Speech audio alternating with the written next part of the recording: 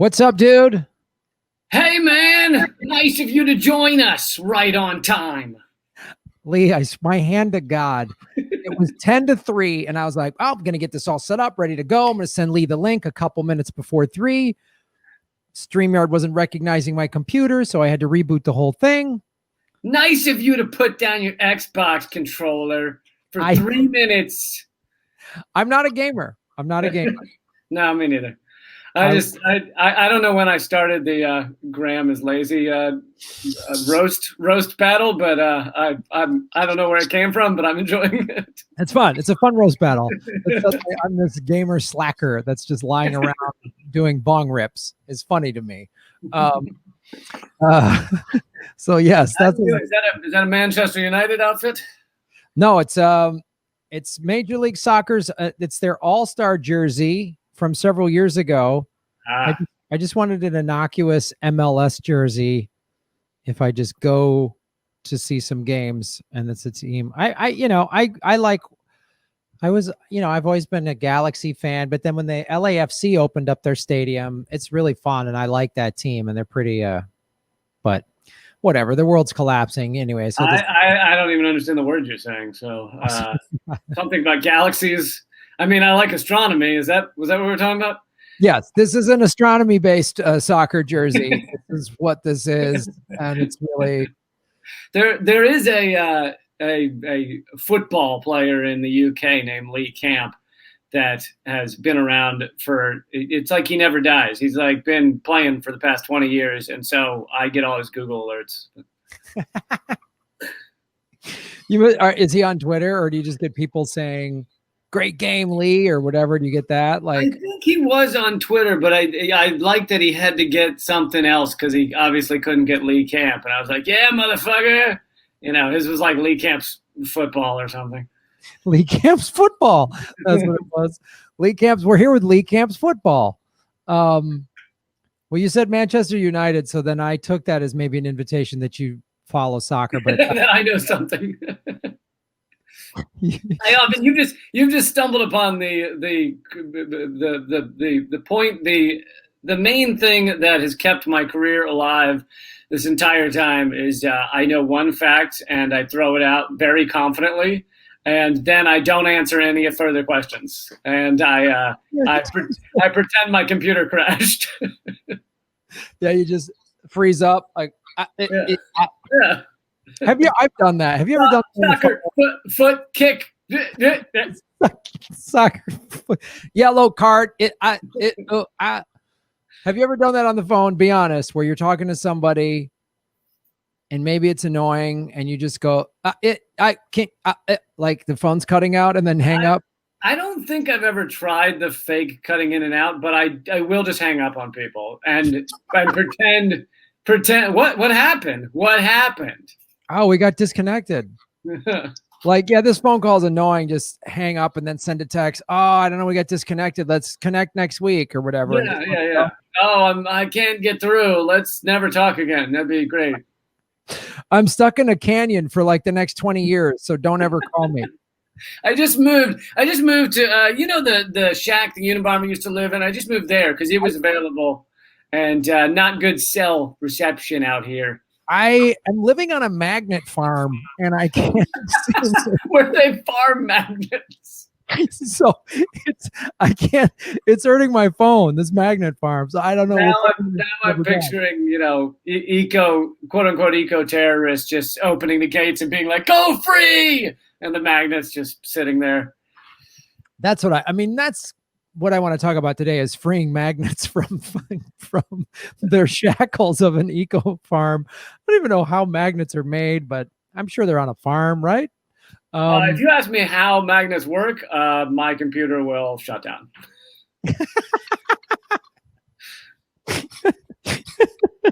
You've reached the extent of my knowledge. I know that they can make things float, and if we ever get a fucking hoverboard, that will be how we do it. But what the fuck, people? Where's the hoverboard?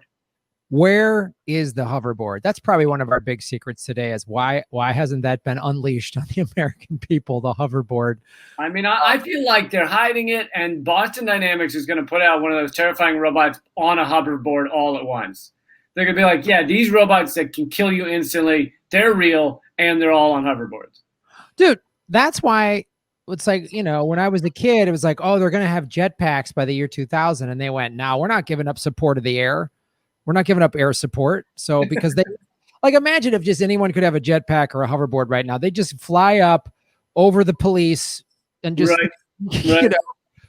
Did you watch? There's a documentary out there about this guy who was obsessed with flying the first jetpack, and he had a bunch of catastrophes. I mean, he went straight into the middle of the fucking bay in Sydney, Australia, and he nearly drowned because he's got this, whatever it is, 900 pounds of fuel on his back, and then it just burned half of him. Like, he almost died, but then he finally, at the end of it, he finally does it, and he like flies around the Statue of Liberty on his little jetpack. It's pretty crazy. Wow. Yeah. Well, good for him that he went from Sydney, Australia to New York on a jetpack. And as I recall, half of the movie is about, like, he never sees his kids. He's got 2 little girls or something, and they're just like, where's Daddy? Daddy is committed to jetpacking. We're sorry. And it's like this amazing thing. I always really respect the fathers, it seems to be mostly fathers, that are able to, like, talk their family and, like, look, Daddy has to do this. Daddy has to go around the world to see if he can fly up in the air for a minute. It's in essence going, Daddy's nuts. And Daddy has to do this thing that really they probably already figured out at NASA, but he just wants to do it himself. So right, Daddy's trying to do it. Luckily he had $1 million to blow, and you girls aren't going to college, but Daddy's going to be up in the air for a solid 38 seconds. That's their estimation. 38 seconds. And when he finally did it, were his daughters just like, oh, whatever, man? Like, yeah. By then they're like 19, and they're like, you missed it. We're not kids anymore. You missed it. This isn't exciting, Dad. You did this thing that someone else is already doing it or whatever. So, all right. So let's get into government secrets, buddy. Do it, man. Welcome to Government Secrets, episode, I want to say 14. That's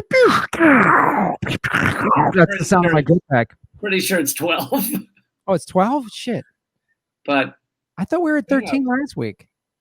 Really? I know we could look this up. I could find out in like 3 seconds, I think. I know there's a place where we could look this up, like literally where we post, well, our producer, Sammy she does a fantastic job, but all right. It looks like, assuming our website is updated, Libsyn is updated, it looks like we're both wrong. It was, we are on 13. Oh, today's 13. Yeah.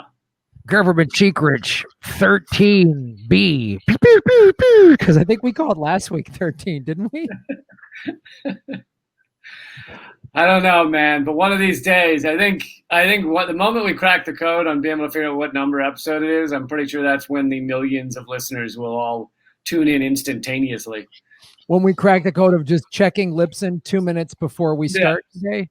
That's all right. So do you want to start us off, Lee? I know you wanted to discuss there's a little election that happened in South America, I believe. Yeah. Good old Bolivia.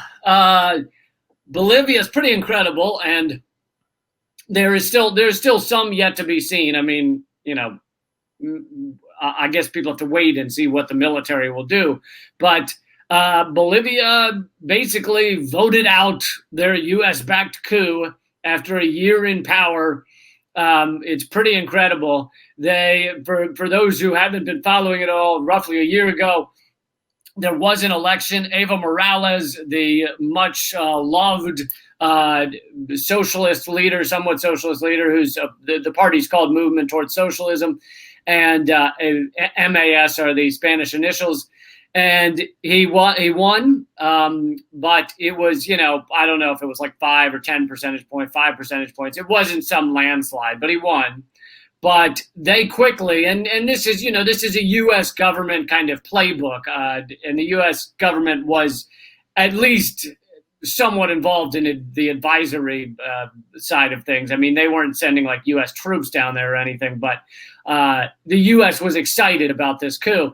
They basically announced that the election was not legitimate, and then the U.S. media, New York Times, etc., then jump on that. AP is another one. Associated Press does that very quickly. Jumps on and says, "Oh yeah, election not legitimate. Evo Morales stole it. There's things going on. There's shenanigans. There's trickery. There's tomfoolery in the election count." And shenanigans that we didn't do. So yeah, we were uninvolved. But that actually has a big impact when the mainstream media, some of the biggest mainstream media outlets in the world, like Associated Press, make those announcements. It gets people to start thinking it's true. And so the far right wing, conservative, psycho-Christian group came storming into the Capitol, and they got I think it seems likely they paid off the top brass of the military, and got the military to basically say, oh yeah, Evo Morales needs to go. So Evo Morales had to flee the country. Also mayors, and this is something else the mainstream media won't talk about, is the amount of violence involved. Mayors that were with his party, MAS, were dragged out of their houses. They were beaten. They had their hair shaved off in the middle of town to humiliate them. Just every level of fascist violence was done. And these people took over, and I can't remember her name at the moment, but I had it here. Oh, I know where it is. Agnes Murillo was the interim president, and she came into the Capitol and took a photo with a giant Bible. I've never understood why the hardcore Christians, like, the Bible becomes like, I don't know, penis size. They're like, this one's the biggest. So she brought in basically a monster truck of Bibles. Yeah, they run in with a giant Bible and take photos and say, we've gotten rid of the tyrant not Maduro, we'll get to him in a minute, but Evo Morales. And so the election, because she was just supposed to be the interim president for a couple of months, they kept looking at the polling and seeing that they were going to get stomped, like this new far-right fascist government that wanted to return the oligarchy of old back to ruling over Bolivia was not doing well in the polls. So they kept pushing back the election, thinking they could find new ways to eventually win this thing. And finally, the election happened yesterday, and Evo Morales' party, they didn't allow Evo Morales to run, but Evo Morales' party won by basically a landslide. They got 52%. The next closest was 31%, which was the far-right coup party. And then another guy, Camacho, who I think is also far-right, got 14%. But it was enough that there's not a runoff. It's over. She's conceded. The people of Bolivia are fucking celebrating in the streets. And there's also an important racial aspect to this. Bolivia is majority indigenous. Evo Morales was the first indigenous president of the country, because before then you had kind of a more white, I don't want to say white, but more white kind of oligarchy that ran things like an imperial oligarchy. And he was the first indigenous leader of the country. So the indigenous basically have their country back. That's amazing. I mean, it's really like, it's nice to get some good news because, and I don't know, it gives us hope. I mean, and when that, when this woman lost, I was really hoping she could just, take Juan Guaido with her on her way out, another CIA puppet, just like, yep. And also, if I'm not mistaken, didn't Iran's sanctions just expire? I wasn't following that. I know Trump and Pompeo put new sanctions on them recently, but great. But I don't know if something expired. I guarantee Trump and Pompeo are not going to let them expire. They're not going to let them expire, yeah, because it's like I love seeing the CIA just take a loss here. The people just rose up and said no. I mean, it's really, and it's powerful. Yeah, it's powerful. It's incredible. As I said at the beginning, there's a lot yet to be told. Whether this will be a peaceful transition of power, whether the U.S. will do more to try and stop this from happening. I assume that if it doesn't happen today, it'll probably happen within the next few months. That they'll put more sanctions on Bolivia to try and basically just destroy their country, cause a lot of hardship as they've done in Venezuela. We'll get to Venezuela in a second, but I wanted to give something that can't be understated is how much our ruling elite, both parties, and our media elite, our so-called liberal media, all celebrated when a socialist leader who cut poverty by, I think over 50%, cut extreme poverty, can nearly completely, just took people and rose them up and allowed them to have a feasible existence in his country. And he nationalized the lithium mines, which was also very important. I'll get to something else about that in a second. But they all celebrated. The liberal elite, the fucking Democrats, the Republicans, Trump, they all fucking celebrated that a far-right fascist coup had taken place in Bolivia a year ago. And I thought I'd read the statement from the Washington, from the White House on the resignation of Bolivian President Evo Morales. So this is November 11th, 2019. Trump and his goons said the resignation yesterday of Bolivian President Evo Morales is a significant moment for democracy in the Western Hemisphere. Don't you love that when a coup happens and they call it democracy? Oh, did Nancy Pelosi stand up and clap like she did when they both recognized Juan Guaido at the State of the Union? I'm sure she probably, jizzed herself. After nearly 14 years and his recent attempt to override the Bolivian constitution and the will of the people, which is horseshit. I mean, the people were voting for him. Even if it was close enough for a runoff, he still was winning the vote. Morales' departure preserves democracy and paves the way for the Bolivian people to have their voices heard. Yes, as we crush democracy, let us say this shows the people's voices are heard. The U.S., I'm continuing the statement, the U.S. applauds the Bolivian people for demanding freedom and the Bolivian military for abiding by its oath to protect not just a single person, but Bolivia's constitution. Yes, the military's oath to, take payoffs in order to switch sides. These events send a strong signal to the illegitimate regimes in Venezuela and Nicaragua that democracy and the will of the people will always prevail. We are now one step closer to a completely democratic, prosperous, and free Western Hemisphere that we can exploit as much as possible. I added that last part. Oh, God forbid the people of a country get to democratically elect somebody and that leader gets to do what they want with their resources. So that's how great our country was a year ago.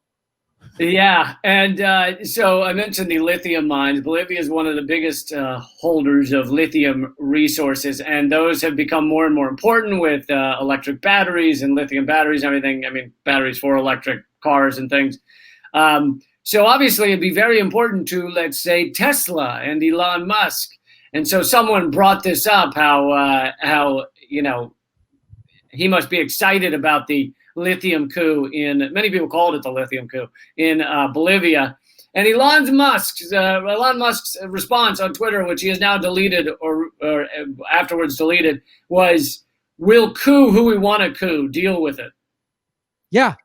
This is how awful these ruling class is. I know he makes cool cars, but he is a parasite. What a detestable parasite. The 1% are soulless maggots. This is science now. They are soulless maggots who are the worst. We'll coup who we want just so he can make a profit. This is how we think. Doesn't care how many people's lives he's ruined, as long as, hey, my stock portfolio and I can, make more money than Bezos or whatever his stupid, he's got a dumb looking face. So it's so awful. In America, the government just lies at every turn and just anytime. And then, there'll be people who will say, well, Evo Morales did this, or this, or whatever. Okay, I don't know, maybe, but it's usually the people who are of the like mainly European ruling oligarch, the elites of those countries are usually the ones that are in favor of these CIA-backed puppets and coups, because the socialist wanted to even the power out, wanted to even the money out to the people. And again, like it's not, I mean, most of South America, like North America, was colonized by Europeans. And so indigenous people had their land and their rights and everything taken away. And God forbid they get some of it back. Yeah. There's definitely a racial aspect to this. And it's the same in Venezuela. The only reporting I saw on this was Greg Palast did some good reporting on this. But the fact that basically the Maduro Chavez movement in the Bolivarian revolution in Venezuela is kind of the return of the indigenous indigenous related people to control the country after they've been taken over or the oligarchy ruled over them for many years. And there is actually a noticeable skin color difference. Maduro and his administration and everything are noticeably darker than the very rather white oligarchy and coup masters that are trying to bring him down.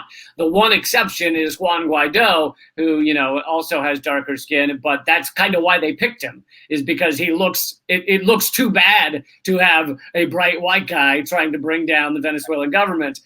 So he's kind of the puppet that he's the exception that proves the rule. But a lot of people don't realize that there is a racial aspect to the endless coups we're trying to create in Venezuela, which we could also, if we have a minute, go through some of what's going on in Venezuela. Yeah, let's go through that because it definitely relates. I mean, it's sort of this very similar, as we've talked about on this show, very similar American, empire CIA playbook.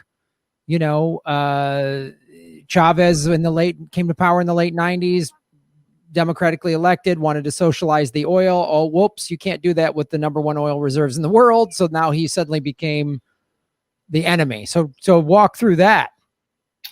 Yeah, I mean, Chavez, not only was it the fact that we lost our ability to gain all the profits of their oil reserves, but it's also, the threat of the good example. It's if you have a country that gives everybody, free college, free housing, he basically ended extreme poverty. He ended hunger in the country. He cut regular poverty, ended extreme poverty, cut regular poverty by 50%. It's just, and people see that, people in America see that and say, why can't we have healthcare? Why can't we have college education? And why are we hurting? Why are we interfering? We're all about, freedom and all this. Why are we interfering with this? Why? And why are we interfering with another country's way to do business? And why, like you say, why can't the richest country in the history of the world have all these nice things? Why can't we have, this country should be a beacon of light for the whole world. It should Graham, be. The Democrats are working on it. You just got to give them a chance. Okay. Right. 2024. Well, so we'll let Biden and then we'll pull him to the left, which has never happened. And, but then don't be too critical of him because we need it in the 2022 midterms. And then if we take over the Senate, then in 2024, then we'll get a real thing. And then, well, if that doesn't happen, but in 2026, then we'll get that midterm. And then 2028. That's when, really... the Democrats are going to solve climate change in 2054, just after it becomes normal to scramble an egg on your face as you walk outside. They'll do it from their space station while the rest of us down here just burn to death. That's what'll happen. If you want to know where Biden stands on Venezuela and the others. This is September 23rd. Biden took some time out of his day. Very busy schedule, very busy schedule. The man did not have much time. And yet he paused. He paused from rubbing, some sort of balm on his groin so he can feel again. He paused and he tweeted out, as Juan Guaido speaks about the Venezuelan humanitarian crisis and the crimes against humanity perpetrated by Maduro, I reaffirm my commitment to stand with the Venezuelan people. A Biden-Harris administration will always champion democracy and human rights around the world. Graham, does that not move you? I mean, are you not crying right now? I mean, Biden's ball cream is really what was the most inspirational thing about that. It's like they just keep reading the same script and the same words, and like, who's buying this? I don't know. I mean, I can't. It's crazy to me. I mean, to me, it's so disgusting. Not just that he has those stances, because it's utter horseshit. It's like the human rights violations are being done by us with our sanctions. The people in Venezuela are being crushed by our sanctions. Venezuela can't get oil easily, can't get medicine easily. They're paying 3 times, they're going broke, and they're paying 3 times as much for COVID-19 treatments, medication, because of us. And, the estimates are that in the past 3-4 years, our sanctions, our economic war on them have killed between 40 and 100,000 people in their country. And before that, before these gut-wrenching sanctions, they had ended extreme poverty in the country. So it's night and day. And what drives me nuts is not even just that he holds these insane positions, Biden, but that he or his administration, his campaign, whoever runs his fucking Twitter, has decided, we really need to put time aside to stand with a fucking idiot frat boy coup leader that we're propping up and put forward those ideas on Twitter. Yeah, but at least it's good to know he's not going to ban fracking. At least we have that to look forward to. It's just mind-numbing that the neoliberals buy this shit.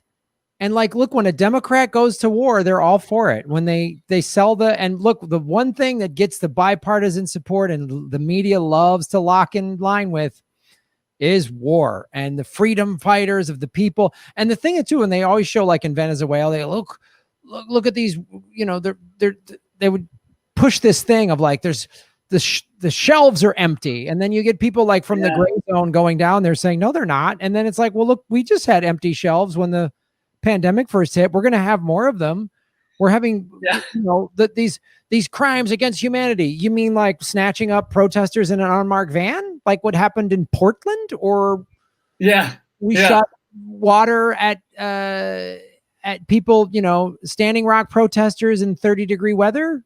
Is that Maduro? The human rights violations that only go on in other countries. And Joe Biden specifically calls out Venezuela, Nicaragua, and Bolivia. Why does he and the Trump administration and others pick those 3 countries? Why is it those 3 countries? Meanwhile, you have, a fucking fascist leader in Brazil. You have all the horror show going on in Colombia. But those are our allies, and those people are somewhat U.S. puppets and give us whatever we want. And so those aren't the ones who have the so-called human rights violations. They also brought charges or indictments or whatever against Maduro for drug trafficking. Meanwhile, I believe it was the DEA, but it was a government agency that had released a map of where all the drug trafficking journeys and sea vessels are going and coming from. And it's like 2% come from Venezuela. The other, 98% come from Colombia and Mexico. It's not fucking Venezuela, but they need to say that to pretend it's coup and to give. I know earlier I said I was going to give some more details about Venezuela for those who haven't really been following. Chavez died. We almost openly created a coup against Chavez when he was in power. We actually kidnapped him or helped kidnap him. Brought him out of power for about 1 day or 2 days, but the people stood up in such a way that it was impossible to keep him out. The military refused to turn, and so he was only out of power for like 2 days in the U.S. created coup under Bush. So then he's back in power, and we do everything we can to try and crush him, destroy him, call him a dictator.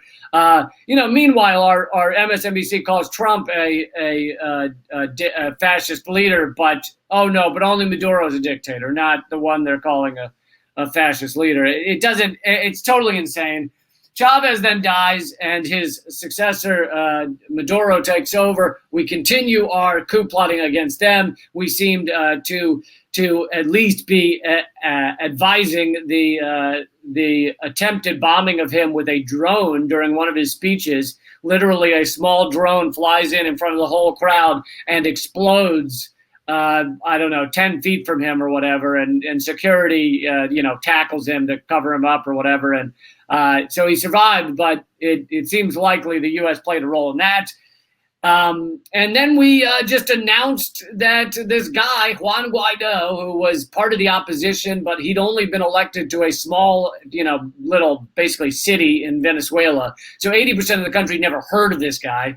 He steps up and says, I am the new president of Venezuela.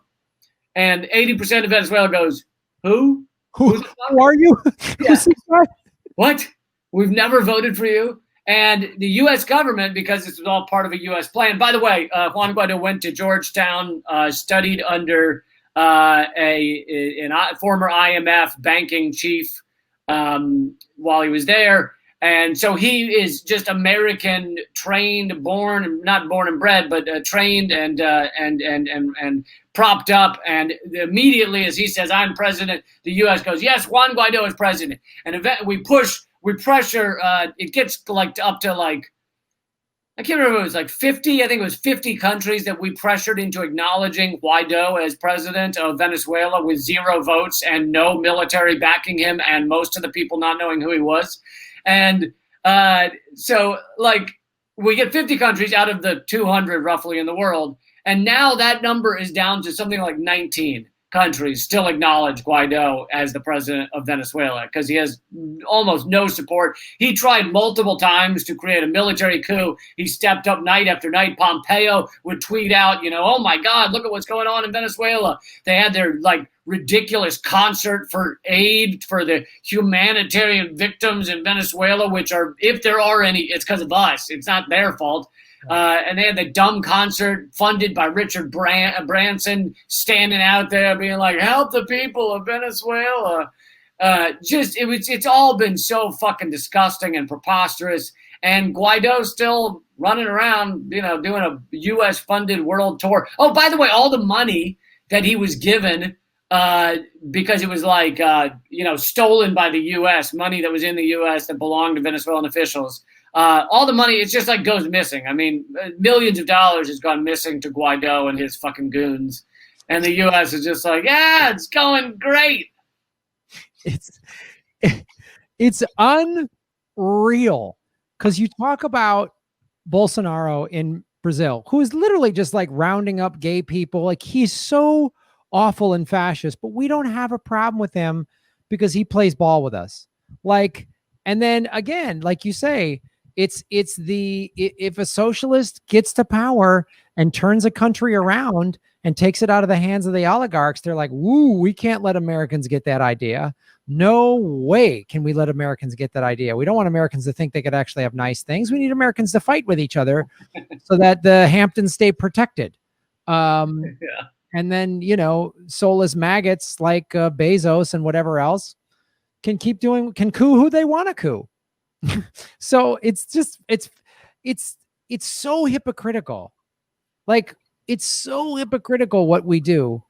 And I really wonder if because there is oil and minerals and stuff that is needed, and obviously trade routes that, I wonder if they're looking to try to destabilize the whole region because, obviously there's refugees. I'm talking to somebody who was in a friend who has a friend in Bogota, and they're like, Bogota has really kind of been revitalized since the drug wars and all that stuff. And they have digital nomad visas and high-speed internet, but it's been really overrun by refugees from Venezuela because we've destabilized that country and sent them there. And so I wonder if the long con is to just destabilize the whole region so we can just say, oh, here comes America, man. We're gonna. Well, generally speaking, in our coup attempts, we would love to have a sturdy puppet in place there. So, like in Bolivia, we wanted this right-wing fascist, these right-wing fascists to get in power and do everything for us. By the way, while they were in power, in that year they were in power, they allowed the IMF back into the country, took IMF loans. And whereas Bolivia had basically succeeded in paying off and getting rid of the IMF, getting rid of the economic fucking boot on their throats. But generally, we want a kind of stable puppet that'll do whatever the fuck we want. But we're also fine. The U.S. government is also fine with, oops, it ended up in a failed state. And guess what? We still get the lithium. So it's like, you see that kind of thing in Iraq, Afghanistan, Libya, where it's just been torn shred by shred with fucking open slave markets now going on in Libya. I mean, it's just disgusting. It's just run by various warlords. And we're kind of fine with that. I mean, if you ask these politicians in an interview, they'll go, oh, yeah, it's kind of sad what's going on in Libya. But in truth, it's like, as long as we got rid of the guy, in this case, Gaddafi, who was creating, his own thing for Libyans and pushing out the American, grasp, pushing out our tentacles. As long as we get rid of him, who cares if it all collapses? Yeah, it's like it's pretty insane. So, since that's, unless there's more to discuss, I wanted to talk about. No, let's move on. I mean, we could go down the list of coups for the next 4 years, but we'll save some for next time. Yeah, that's going to always used to be a staple on the show is coups. Government secret segment number 2. So I wanted to talk about what's going on. Well, first of all, what's going on in Thailand and sort of the history of it. So Thailand apparently has been having huge mass protests against, it's a monarchy apparently that rules in Thailand, and they're wanting and they're largely peaceful protests, and they're wanting more democratic rights and freedoms in Thailand, because I think Thailand's economy has sort of upticked a little bit. And so I wanted to go into the history of how America has treated. I know almost nothing about Thailand, so you can make up whatever you want. Thailand has always been a land of magical smoothies. This is what I wanted. I just did a little research on. Obviously, the CIA was involved in Thailand during the 60s and 70s because of its proximity to Vietnam. So Thailand was among the countries carpeted in a CIA crypto espionage, and it's not, don't be confused with cryptocurrency. South American military, it ties into what we were talking about today. Dictatorships combined forces in the late 1970s on a continent-wide crackdown they called Operation Condor against perceived threats to their rule. Okay. It was part of a broader wave of violence in which nuns and priests were in prisons, dissidents were tossed out of airplanes, and thousands of victims were disappeared. To coordinate this brutal campaign, Argentina, Chile, and other countries established a secret communications network using encryption machines from a Swiss company called Crypto AG. So again, this is for another episode, but we kind of helped Pinochet, butcher people in soccer stadiums. So, I mean, look, we've done so many great things. Well, it means we can go into these other countries with a real solid resume and say, we do. We're good at what we do. We have a lot of experience. I mean, just a lot. We have great references. Yeah. Talk to the people of Chile. They call them up. They're going to love it. So this company, this encryption company, was, guess what? Secretly owned by the CIA as part of a decades-long operation with West German intelligence. So fun. You might remember we've talked about Operation Paperclip, where we took a bunch of Nazis after World War II. And we really, although we ended up being pushed to enter World War II, we really, a lot of Americans in the ruling class were kind of like, Nazis, not so bad. Not so bad. They have a purpose. Listen, they're hardworking. They're there's a lot of positives there. Just saying. They're meticulous. They keep really good records. But again, so the CIA going back to World War II. So we had Operation Paperclip. We also had Operation, we talked about on this show several episodes ago, Operation Bloodstone, of how they would use ex-Nazis and put them into communist countries to try to destabilize them, most notably Russia, the Soviet Union and Yugoslavia and stuff like that. So again, CIA's long history of, they love working with Nazis. And so now they had some... who doesn't? I used to have a sketch group with a bunch of Nazis. So who doesn't? A sketch group? What was the name of the sketch group? Ate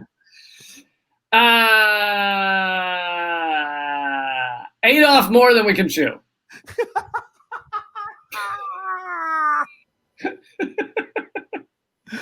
I want to know, I wish I could know the name of the ones you went through in your head quickly. Not too offensive.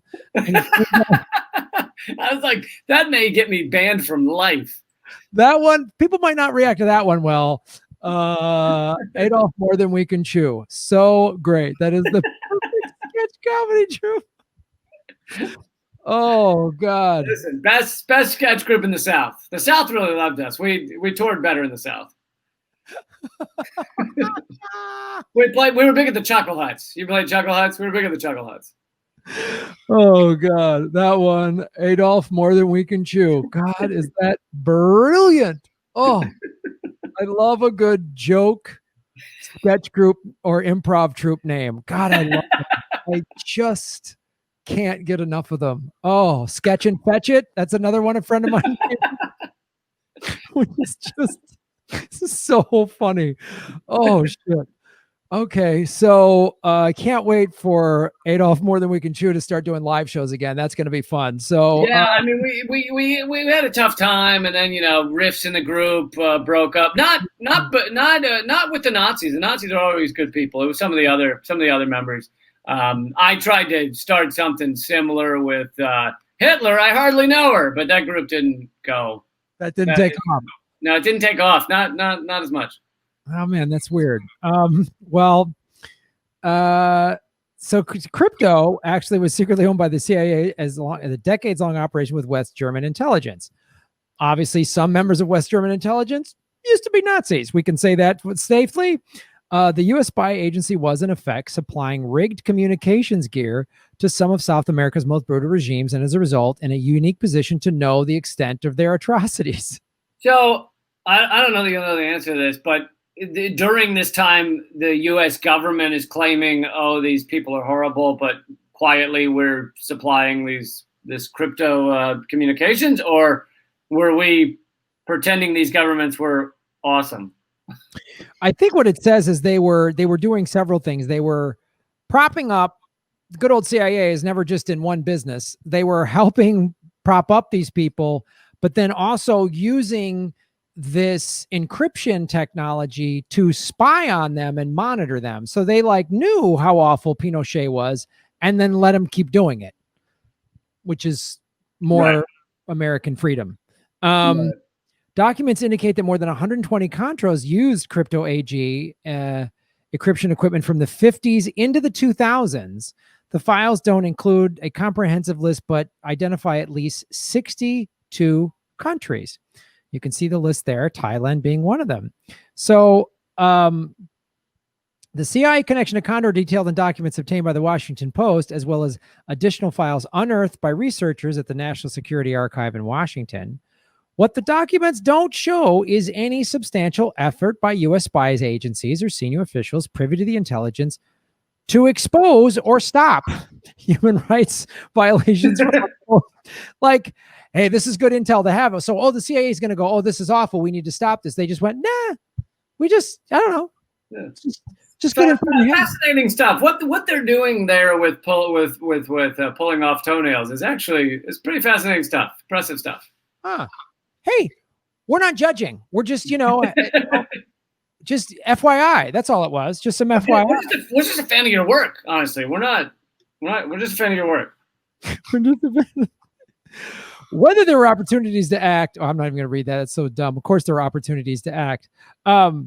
So I want to get into the part about where it got into Operation Rubicon. So the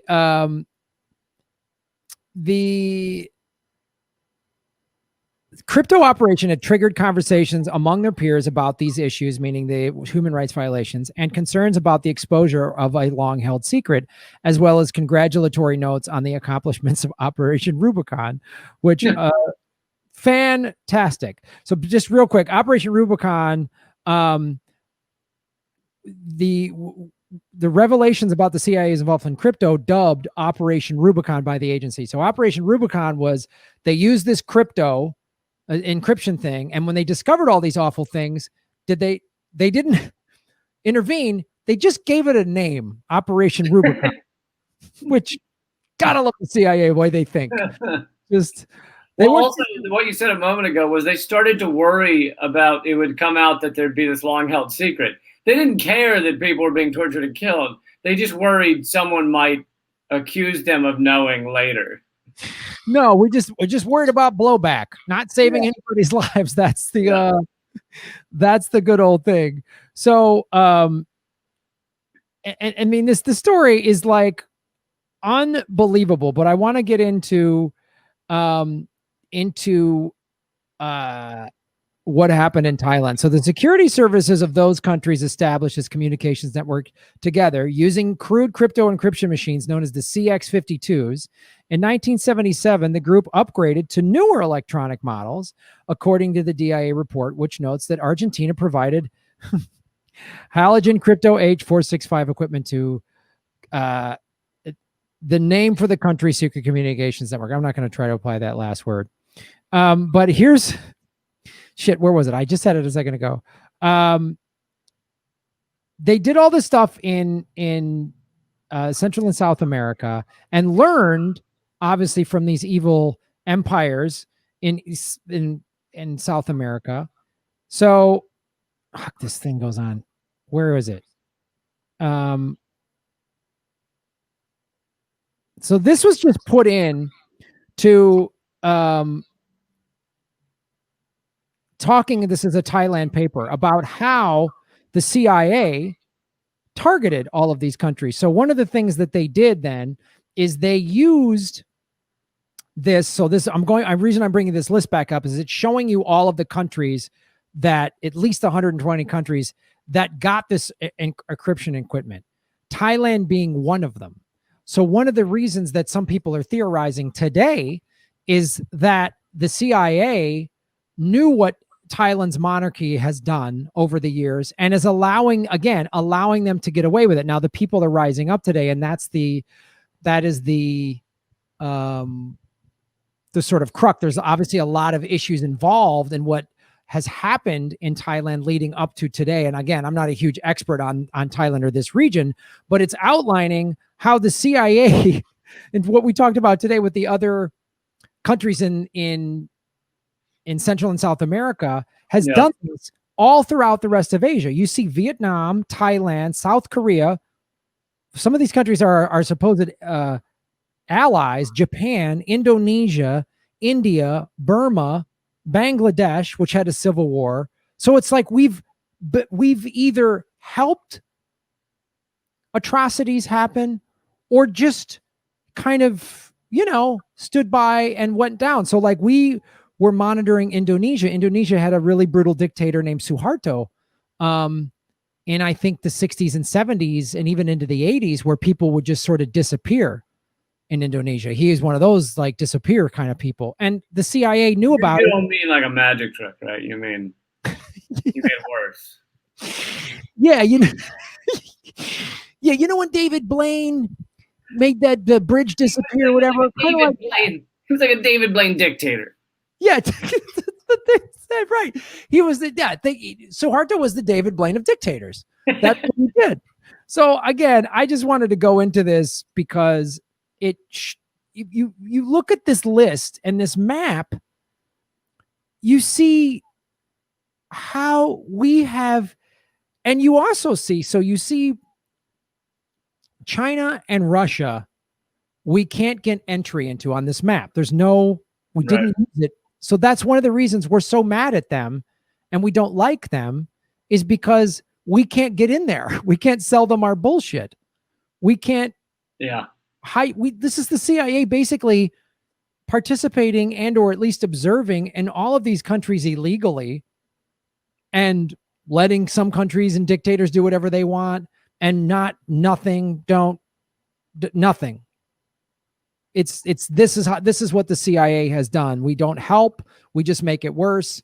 And it reminds me of the articles that came out, or study that came out, that showed that the U.S. provides aid to 70% of the world's dictators. And it's because most of them are doing good stuff for us. It's a business relationship, Sure, they might not have any democracy. Sure, they might lock anyone up who questions them. Sure, they might, kill people for having a meeting where you talk about another economic system.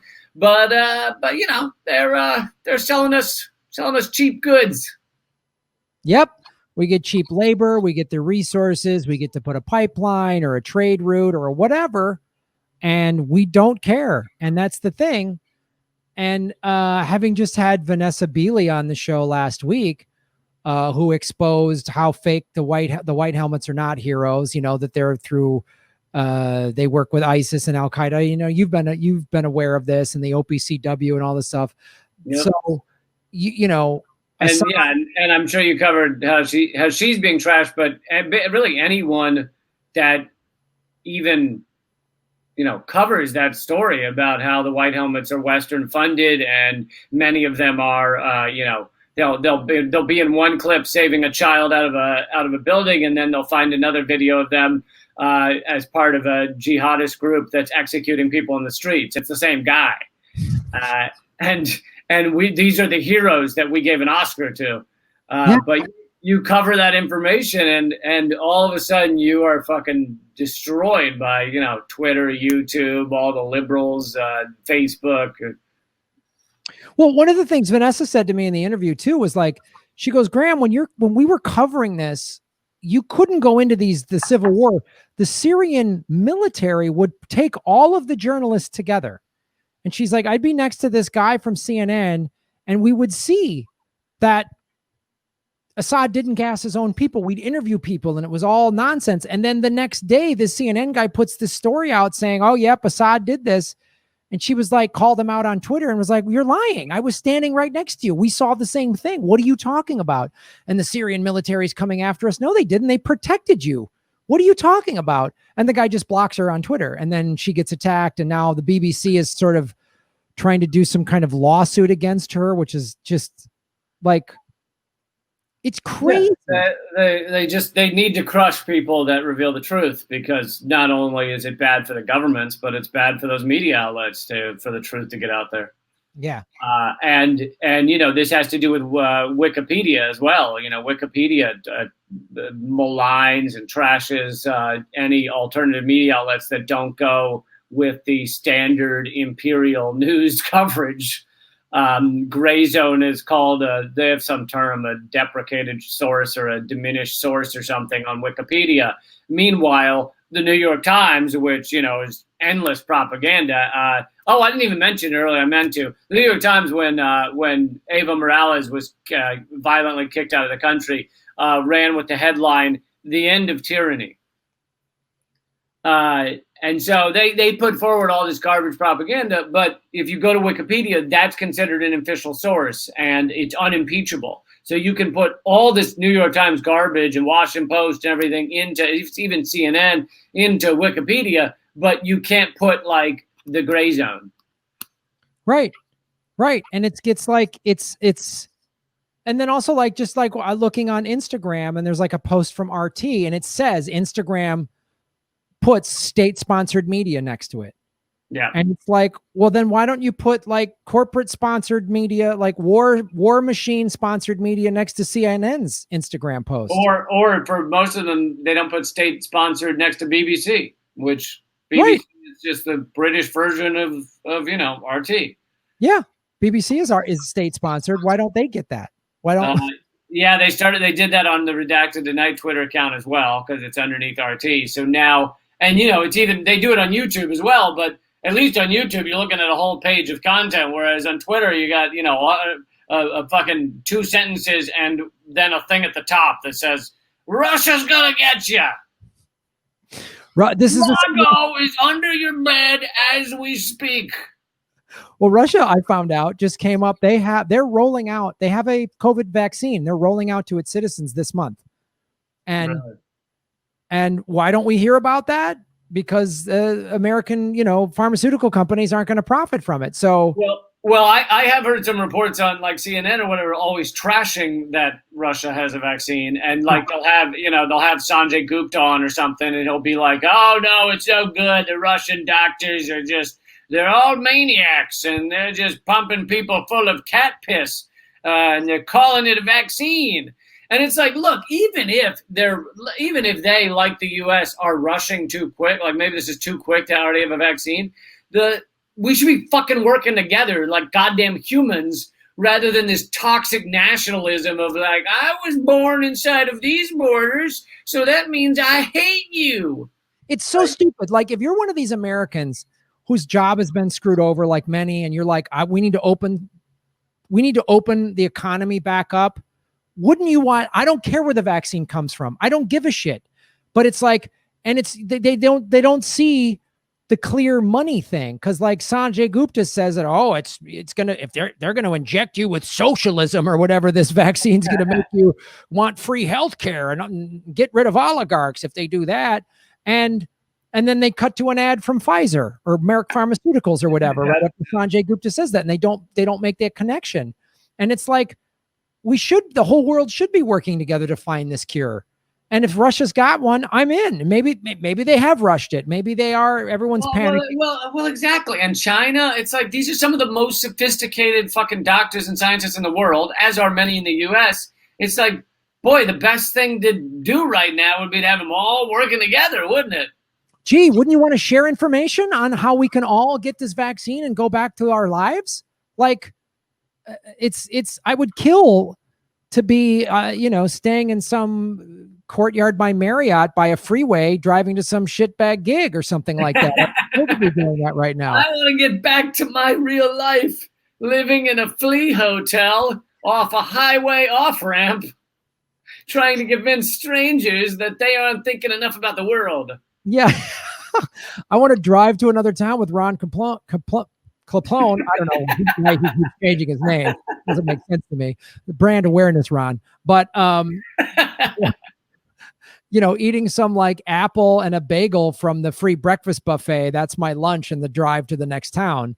I want to go back to that glorious life. Listen, we all miss it. We all miss it. I want to go back to getting screwed over by club owners telling me they just didn't get more than 100 people in when 500 people were there.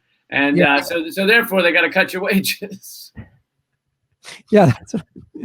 I want to go back to eating comedy club nachos in the green room because there was no time to go to dinner before the show. I want to go back to that glory day of like seeing a Subway next to the gas station was like, oh yay, finally healthy food. Like that's the you got your yoga mat bread and your meat that came off a pig's forehead.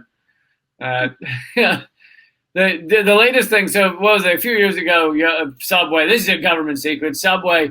People started talking about the fact that secret bonus content.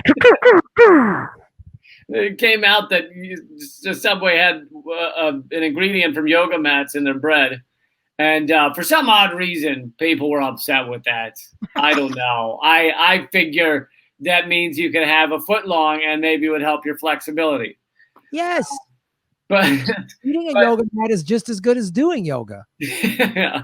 So they took the yoga mat chemical out, but now in Ireland there was a lawsuit about whether, because they call their bread on the menu or whatever, and the lawsuit found that the courts found that they can no longer call it bread because of its sugar content, so they have to call it a confectionery or something.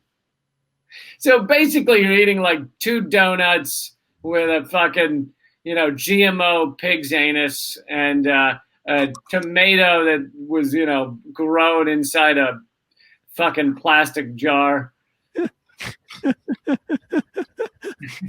So that sounds, I want to go back to that. I want to go back to that, Lee. All right. Well, I think that's our show, buddy. That's a good Gov't, right?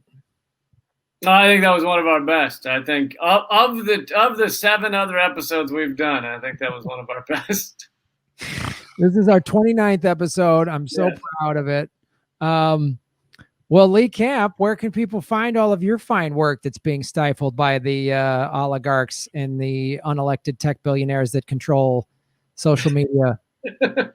Well, what you've seen today is my finest work, but my other work, you can watch Adolf More Than We Can Chew. There's some old videos on YouTube that you can enjoy. My Nazi sketch group. Also, Redacted Tonight is on YouTube. You can look that up. And Lee Camp. More Than We Can Chew. LeeCamp.com is where all my shit is. I have a podcast, I have live streams, they're all going on all the time, and it's at LeeCamp.com. Oh, I cannot wait for more Adolf More Than We Can Chew.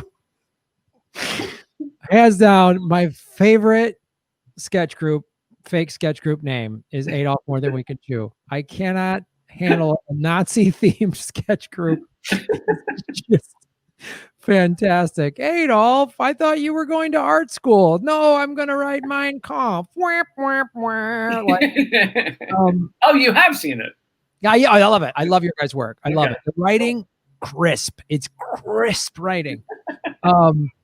So you can check out my show, Political Vigilante, on YouTube, and please hit the subscribe button. Because YouTube is unsubscribing me at an alarming rate because they don't like the truth getting out there. Also, you can watch all my videos at Rockfin, ROKFIN, rockfin.com/Graham Elwood, which is a blockchain cryptocurrency platform. And not the crypto that's a machine so the CIA can spy on you. We already have one of those in our pockets. So, yeah, go to GrahamElwood.com. I have a Patreon as well. And follow me on social media at Graham Elwood. And I go live like 4 or 5 days a week. So check. And for those of you who don't know, if you just watch the video, this is a podcast. So please look up the podcast, give it a review, give it a thumbs up, share it, all that shit. Yeah, we always forget to say that. So yeah, if you are listening to this on iTunes or Spotify or whatever, please, positive reviews, share it. And if you're watching this, please start downloading and listen on the audio side. You can get all the back catalog, all 4 to 35 episodes, since we don't know how to count that we've recorded already. Go download the back catalog, and it's a great free way to support what we're doing. So that's our show, I think, buddy. All right, man. Good chatting. Let's hang soon. Absolutely, dude. Always great doing this. Gets me out of my chronic "the world's going to endism" and gets me thinking about I need my own Nazi-themed sketch group. No, the world's not going to end. It's just gonna feel like we all simultaneously shat our pants. It's going to be like that kind of day. But it's not going to end. You'll get through it. When I saw that movie, The Road, that came out in like 2011 or 2012, I was like, oh, we're all going to be living this in the next 10 to 20 years. Yeah. So, it's not that one was a real heart warmer. That was if you're feeling down, watch The Road. Oh, Viggo Mortensen and cannibals. It is exciting. It really will make you wake up in the morning and go, we're going to get through this. It's going to work out. So check that out. All right, Lee, good seeing you, dude. We'll talk soon and we'll see you next week. Looks like we're doing Mondays. Mondays is more the better day. Yeah. Mostly Mondays. Yeah. Okay, mostly Mondays. So that's our firm schedule. Is mostly Mondays. Mostly Monday. It's like I tell people with my live stream. I do every single weekday except sometimes. Yeah, they're like, Graham, when do you live stream? I'm like, most days at a time that works out for me on that day. So, guys, I'll be live streaming at a surprise time that will always excite you. Yes, I want you to be always on your toes when you watch me. You never know when I'm coming. It's crazy. All right, buddy. Well, that's the end of Government Secrets, episode 13. Operation CIA.